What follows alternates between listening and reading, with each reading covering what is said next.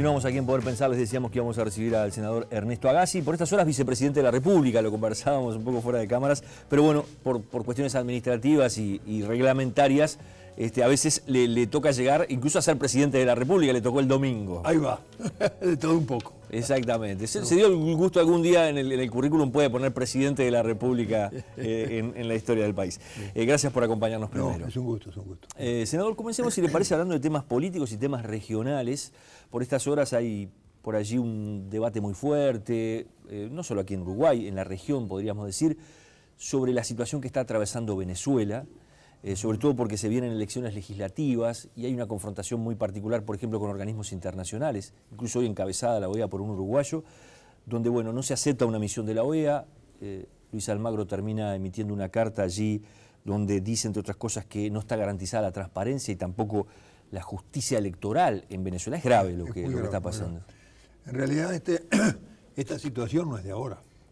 Desde que ganó las elecciones Chávez, que lamentablemente falleció, y se hizo una nueva elección y ganó Maduro, inmediatamente empezaron las movilizaciones que les llamaron la salida. Y eran movilizaciones muy violentas. Ahí murió mucha gente. Y eran organizadas. Y eran financiadas desde el exterior. A mí me alegra mucho que con motivo de las elecciones del 6 de diciembre, el Consejo Nacional Electoral de Venezuela logró que se firme un documento por los representantes de todos los partidos políticos de compromiso con aceptar el resultado legítimo de lo que decida el pueblo venezolano. Y esa declaración dice una cosa muy importante, que la firmaron todos los partidos, ¿no? De que todos aceptan que el único medio legítimo para desconocer o para cuestionar el resultado de las elecciones es el que establece la Constitución y la ley. Porque hemos tenido en periodos anteriores desconocimientos con movilizaciones, con acciones armadas, aquello de las guarimbas, degollando gente, que me parece que son... Nosotros no estamos acostumbrados ni a una oposición que haga eso, ni a un gobierno que haga esto. Así que es un clima que yo resalto, que ya tiene, desde que asumió el presidente, van 2 años, el presidente asumió en el 2013, y ahora lo que va a haber son elecciones legislativas. Se van a elegir, ellos tienen una asamblea popular con una sola cámara. Y ahí, en realidad, lo que se juega es si el gobierno va a tener mayoría en la asamblea legislativa o no va a tener mayoría. El clima de deslegitimar al gobierno, yo creo que se viene produciendo de hace tiempo. Seguramente que muchos ciudadanos venezolanos están desconformes con el gobierno y se movilizan en ese sentido. Yo recuerdo una carta, no sé si te acordás, de una uruguaya que trabajaba en una universidad, era familiar de alguien muy conocido en el Uruguay, que cuando la invitaron a ir a las manifestaciones, que en principio eran para defender los derechos de los estudiantes, ella se sumó a las manifestaciones. Y cuando vio que el acápite era la salida, o sea que tenían un objetivo político, no eran algo sano para defender los derechos de los jóvenes, era para presionar al gobierno y voltear al gobierno. Ella dijo, no, así yo no voy más. Está bien, pero ese argumento no empieza a caerse un poco cuando Luis Almagro, compañero suyo de su fuerza política, canciller del Uruguay hasta hace muy poco, emite una carta con los términos en los que se refiere a lo que va a pasar en Venezuela, donde habla de falta de transparencia, donde habla... Primero, yo creo que a Almagro no le compete hacer eso. Francamente, no me importa que sea compañero mío. La OEA había solicitado participar para controlar las elecciones. Y el gobierno venezolano le dijo que no. Porque el gobierno venezolano, como establecen las leyes en el país de Venezuela y como establecen en nuestro país, nosotros invitamos a quien nosotros queremos para que controle las elecciones. Venezuela invitó a la UNASUR, invitó a organismos de Naciones Unidas, invitó al Mercosur y al Parlasur, pero no invitó a la OEA. Entonces, lo que dice Almagro es que él recibió esa notificación, pero a él no le parece bien que le contesten eso. Mala suerte, Luis Almagro. Si no te invitan, no te invitan. Vos no tenés derecho a autoinvitarte. Y yo leí con atención la carta de Almagro. Él dice, he sido informado, y después dice cosas muy graves. En realidad yo creo que él no se puede poner en portavoz de los que le informaron. En todo caso, él debería trabajar para tener la información él mismo y no aducir que otros le informaron lo que estaba pasando. Yo creo que esta carta no es una carta feliz, no es el rol de la OEA ir a decirle a los demás cómo tienen que comportarse. Sí, si lo invitan y si participa, como va a participar la UNASUR, donde nuestras autoridades electorales del Uruguay van a participar, y verifica, y en una observación, como observador internacional en las elecciones, que la ley venezolana establece todos los derechos que tienen los observadores para hacerle el seguimiento a las elecciones. Pueden hablar con la oposición, pueden hablar con el oficialismo, pueden hablar con la gente, pueden entrar a las oficinas, pueden tener todos los registros.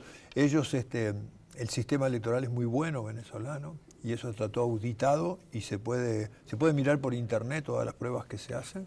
Y después se pueden pedir esas filmaciones y mirarlos, hablar con los organismos técnicos. Teniendo todo eso arriba de la mesa, uno puede opinar. Pero me parece que no está bien opinar porque alguien te dijo que pasa tal cosa. Usted apoya, me parece, lo que es el proceso de este gobierno venezolano por una cuestión ideológica. Cuando empiezan a llegar informaciones tipo, bueno, la escasez de alimentos, que van a prisión miembros de la oposición, cuando pasa esto que pasa con la OEA, ¿no son luces de alarma? Digamos, a un sistema democrático como el uruguayo no debería, bueno, por lo menos decir, veamos qué es lo que está pasando en realidad allí en Venezuela? Sí, algunas de las cosas que pasan en Estados Unidos me preocupan igualmente. Que salga un loco con un rifle y mate gente toda la semana, tenemos noticias de eso. O que en las elecciones participen de cada 10, 2, me parece gravísimo. O que haya sectores que, en fin, yo apoyo a Venezuela y a su gobierno legítimo, cualquiera sea. Ahora van a haber elecciones. En realidad yo tengo una actitud institucional en esto. Antes hubo otros gobiernos en Venezuela y nosotros tuvimos relaciones. A mí me parece que el gobierno de Hugo Chávez hizo cosas muy buenas. Ahora esas cosas buenas no se pueden hacer a cualquier precio, en eso yo estoy de acuerdo. Hay que ser cuidadoso con los mecanismos y ser democrático. ¿Se está en una zona peligrosa en ese sentido? No. Yo creo que hay un gran cerco internacional de la derecha tratando de deslegitimar al gobierno de Venezuela, porque de Venezuela antes no se hablaba tanto como ahora. Chávez tuvo una varita mágica que hizo que todo el mundo hable de Venezuela. Y cuando en Venezuela la riqueza del petróleo se la repartían unos pocos, y cuando hubo el Caracazo, que mataron a miles de personas, nadie hablaba de Venezuela. Yo creo que hay una conspiración de la derecha que está tratando de influir en el resultado electoral. Y me parece legítimo que cada uno tenga su posición. Yo tengo la mía. Yo creo que el gobierno venezolano está actuando con una política general de distribuir la riqueza, lo cual me parece bien. Tenemos buenas relaciones con ellos. Las relaciones que tenemos también son comerciales. Si con una Prole le vende queso, lo quiere cobrar y lo va a cobrar aparentemente. Si los arroceros le venden arroz, los arroceros ni los productores de pollo, ni los que hacen queso, lo hacen ideológicamente, lo hacen por relaciones entre los países. Senador, aprovechemos lo de Venezuela para pasar a una mirada más regional.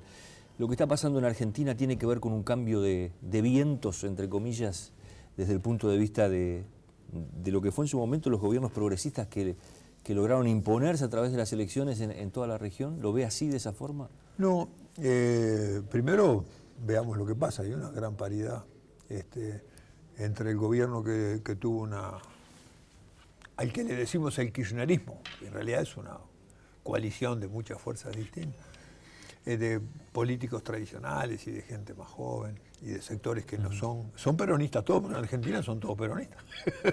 Como dicen por ahí, el 80% son peronistas, del sistema político se dice peronista. En realidad yo voy a predecir que gana el peronismo. No tiene como Ramón, si gana Macri no va a ganar el peronismo, pareciera. Pero creo que con la República Argentina nosotros tenemos una relación que es distinta, porque lo que nos separa es un río. Así que a veces tironeamos la frazada para acá, a veces tironeamos la frazada para allá, pero en realidad tenemos intereses estratégicos comunes. Con la República Argentina, que no es solo Buenos Aires. Capaz que con Buenos Aires tenemos diferencias más grandes que con Entre Ríos, con Corrientes o con Misiones. Por motivos objetivos, no políticos. Por cómo se vive, por cómo se produce. ¿A usted le sorprendió la votación de Macri, por ejemplo, en esta primera vuelta? Sí, yo pensaba que no iba a tener no iba a conseguir tantos votos. Pero bueno, eso puede ser por distintos motivos. Yo no soy un analista de la situación argentina. Lo que yo digo es que se está desarrollando bien. Una cosa buena, todo el mundo reconoce como válido los resultados que se dieron. Eso es bueno, que gane quien gane, ¿no? Porque Eso hablaría, si así fuera hasta el final, de una cultura más democrática en la Argentina. Eso ¿Usted es hace un esa avance. lectura de que al Frente Amplio esto puede servirle para poner barbas en remojo? No, yo creo que no. Yo creo que quizá este es un tema más profundo. Tendríamos que hacer un programa entero sobre el progresismo en América Latina. El progresismo en América Latina está dando pasos y eso no van a ir para atrás, cualquiera que sea el gobierno que venga. Ya no hay condiciones en nuestros países para que una minoría se apropie de la riqueza y una mayoría quede excluida. Cualquiera sea el gobierno va a estar presionado por los propios sectores sociales que ahora se están movilizando, reclamándole al gobierno presupuesto y mejores salarios. Pero ustedes de una fuerza política esa lectura le cierra medias, ¿no? En realidad tiene un objetivo estratégico por delante que tiene que estar observando también la situación y el comportamiento de la ciudadanía, del electorado. Sí, desde luego. Desde luego. El electorado emerge de la ciudadanía y que la ciudadanía se movilice y reclame a mí me parece bien. Y el gobierno tiene que ser sensible a esos reclamos, los tiene que entender.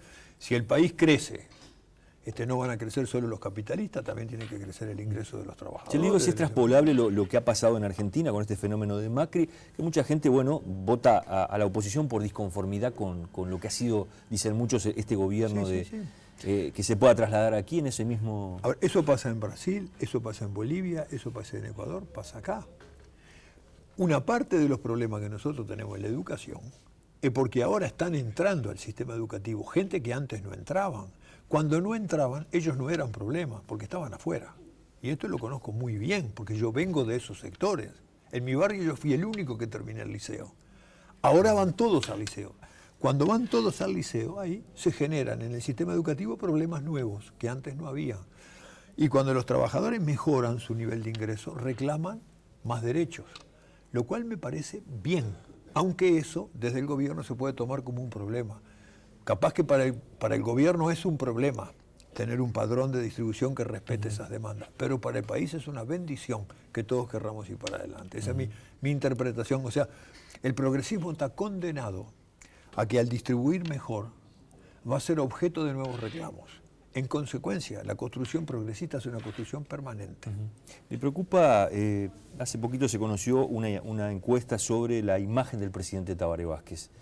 Allí aparece que 1 de cada 3 de los consultados aprueba y 2 no aprueban, por lo menos, y incluso el porcentaje de quienes desaprueban es más alto. ¿No le pasó a Vázquez en el primer gobierno? ¿No le pasó a Mujica en el segundo gobierno?